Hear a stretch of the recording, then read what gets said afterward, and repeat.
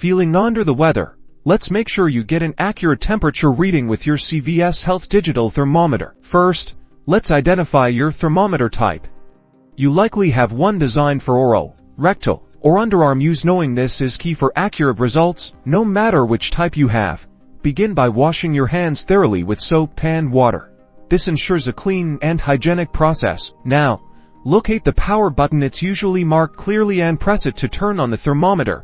You should see the screen light up. If you're taking an oral temperature, gently place the probe tip under your tongue, towards the back, and close your mouth, breathing through your nose. For armpit readings, position the probe snugly in the center of your armpit, ensuring skin contact. Lower your arm and hold it firmly against your body. If you are taking a rectal reading, use a lubricant like petroleum jelly. Hold the thermometer in place until you hear a beep, which signals that the reading is complete.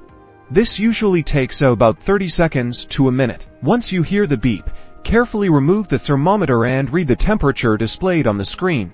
Make a note of it for future reference. Finally, clean the thermometer probe with rubbing alcohol and a cotton swab to disinfect it before storing. This helps prevent the spread of germs. Stay healthy.